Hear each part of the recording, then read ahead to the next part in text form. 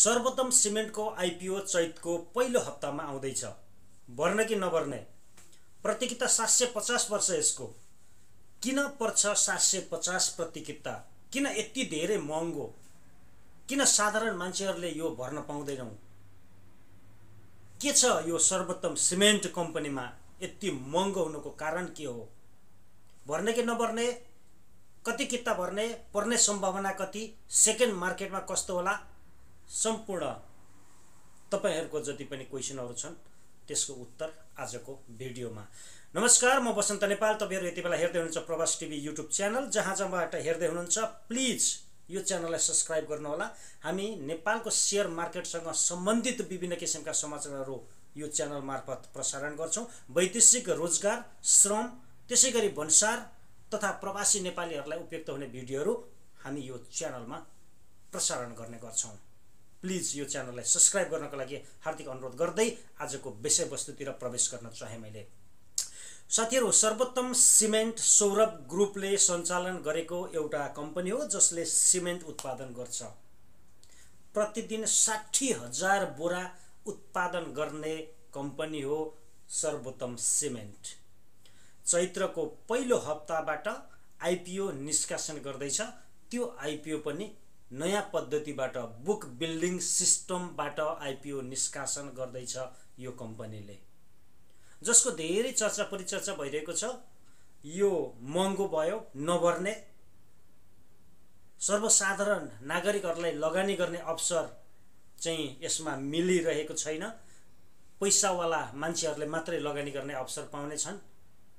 त्यसकारणले गर्दा यसलाई बहिष्कार गरौँ भनेर सोशल मिडियाहरुमा तपाईहरुले पोस्ट देखिरहनु भएको छ कि छैन? मैले त धेरै देखिरहेको छु। यसैलाई चिराफारा गर्नको लागि म आजको भिडियोमा उपस्थित भएको छु। सर्वोत्तम सिमेन्ट कम्पनीले 750 प्रतिकिता पर्ने आइपिओ चैत्रको पहिलो हप्ता निष्कासन गर्ने भनेर जुन तोकिएको थियो त्यसमा केही समय अझै पनि थपिन सक्छ। धैर्य गरौँ, हैन? त्यो आइहाल्छ। 60 लाख किता बराबरको आइपिओ निष्कासन हुन गइरहेको छ साथीहरु। त्यो 60 लाख किता मध्ये 24 लाख चाहिँ योग्य संघ संस्थाका लागि छुट्याइएको छ। 8 लाख किता स्थानीय वासीहरुलाई छुट्याइएको छ। स्थानीय बासिन्दाहरुलाई अलिकति प्राथमिकता दिएको छ यो कम्पनीले। त्यसैगरी 3 लाख किता कर्मचारीहरुलाई छुट्याइएको छ। त्यसैगरी 25 लाख तपाई हामीलाई छुट्याइएको छ सर्वोत्तम सिमेन्ट कम्पनीको आइपिओमा। अब यो बुक बिल्डिङ पद्धतिबाट आइपिओ निष्कासन गर्ने एउटा पहिलो कम्पनी भनिएको छ सर्वोत्तम सिमेन्टलाई। किन त वास्तवमा के हो यो बुक बिल्डिङ भनेको? अलिकति बुझौं है।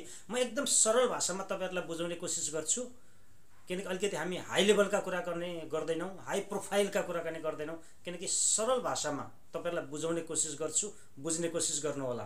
किनकि हामी मान्छे साना छौं, कुरा पनि सानै हुन्छ है। बुक बिल्डिङ पद्धति भनेको नेपालमा शेयर निष्कासन गर्नको लागि एउटा जुन धितोपत्र बोर्ड छ नि, त्यो बोर्डले 4 वटा क्राइटेरिया तोकेको छ। त्यो 4 वटा क्राइटेरिया भित्र यदि कुनै पनि कम्पनी पर्छ भने तपाईहरुको चाहिँ बुक बिल्डिङ सिस्टमबाट आइपिओ निष्कासन गर्न पाउँछ। के हो त त्यो 4 वटा क्राइटेरियाहरु? एक क्राइटेरिया हो तपाईको नेटवर्थ चाहिँ 150 भन्दा माथि हुनु पर्दछ, नेटवर्थ। तर यो जुन सर्वोत्तम सिमेन्ट छ यसको नेटवर्थ भनेको 245 छ, जो तोकेको क्राइटेरिया भन्दा धेरै नै अधिक हो।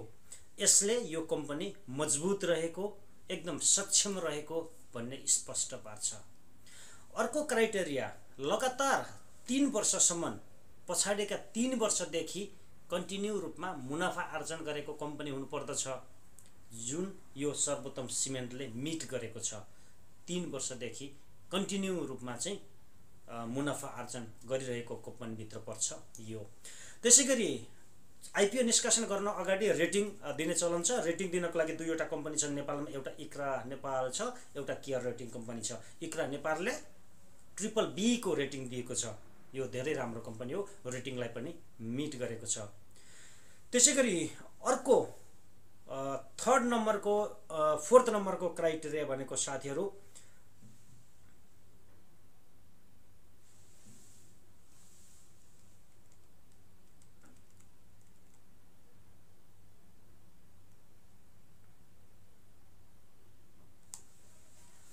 कम्पनी कालो सूचीमा परेको हुनु हुँदैन, यो कम्पनी अहिलेसम्म कालो सूचीमा परेको छैन, यी सबै क्राइटेरियाहरू चाहिँ मिट गरेको हुनाले यो बुक बिल्डिङ पद्धतिबाट सर्वोत्तम सिमेन्टले आइपिओ निष्कासन गर्न गइरहेको छ।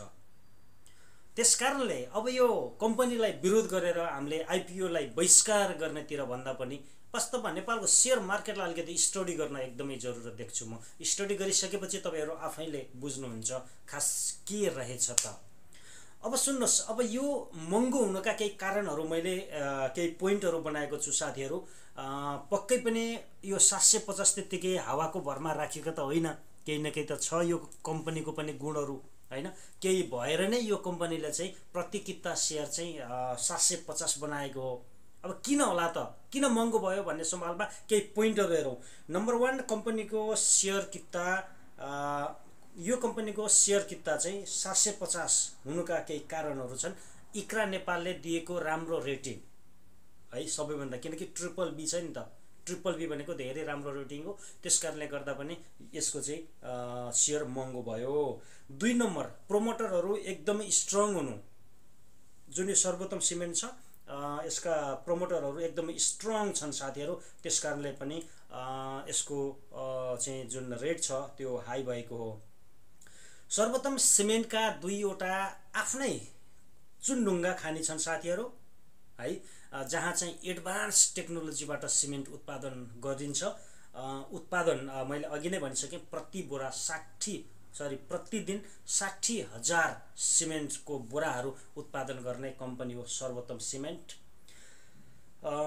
कम्पनीले आफ्नै थर्मल पावरको युज गरेर बिजुली उत्पादन गर्छ, जुन चाहिँ नेपाल विद्युत प्राधिकरणको भरमा छैन। यो कम्पनी जुन कस्टिङ लो छ हैन, त्यो पैसा बुझाउनु पर्दैन नेपाल प्राधिकरणलाई, त्यसकारणले पनि यो कम्पनीको रेट चाहिँ हाई भएको हो। प्रोडक्सन धेरै छन्, एकदमै हाई छ यसको प्रोडक्सनहरू। विभिन्न सौरभ ग्रुपको कम्पनीहरू तपाईले गुगलमा सर्च गर्नुभयो भने देखिहाल्नुहुन्छ, एकदमै अन्य प्रोडक्सनहरू धेरैभन्दा धेरै मात्रामा गरिरहेको छ यो कम्पनीले। त्यसैगरी कम्पनीको कुल जुन सम्पत्ति छ नि त्यसको चाहिँ 2000 करोड रहेको छ यति बेला। 2000 करोडको सम्पत्ति छ यो सर्वोत्तम सिमेन्टको। कम्पनीले जुन सेल्सलाई एकदमै मान्यता दिएर लगातार सेल्सलाई चाहिँ बढाउँदै गइरहेको देखिन्छ। सेल्स एकदमै बढेको छ साथीहरू यो कम्पनीको हैन। यिनै धेरै कारणहरू छन् साथीहरू जसले गर्दा सर्वोत्तम सिमेन्ट को जुन शेयरको मूल्य छ 750 प्रति किता पर्न गएको हो। यसमा हामीले विरोध जनाइरहनु पर्ने कुनै पनि कारण छैन। अब हामीले यो दिमागमा राखौं कि 100 रुपैयाँ कितामा शेयर पाउनु पर्छ भनेर हामीले भन्ने होइन क्या। समय अनुसार घटबड हुन सक्छ। कुनै पनि कम्पनीले आफ्नो क्राइटेरियाहरू पूरा गरेर आफ्नो ब्रान्ड एस्टाब्लिश गरेर धेरै मेहनत गरेर कम्पनी बनाउँछ र त्यसको चाहिँ आफ्नो एउटा मूल्य राख्न पाउँछ नि। त्यसैगरी शेयर बजार पनि त्यस्तै हो साथीहरू हैन। यसलाई तपाई हामीले बुझौं। अब भर्ने कि नभर्ने भन्ने सवालमा यहाँहरुलाई म सुन्नुहोस्, अब यो भिडियोमा मैले तपाईहरुलाई भर्नुहोस् भनेर ठ्याक्कै भन्न सक्दिन हैन। अब मेरै कारणले गर्दा चाहिँ यो सर्वोत्तम सिमेन्टमा चाहिँ भर्नु होला, भोलि घट्ला, त्यसकारणले गर्दा प्रवास टिभीले त मलाई चाहिँ अब डुबायो भन्ने जस्ता आरोपहरू आउलान्, आरोपहरू नआउलान् भन्न सकिन्न हैन।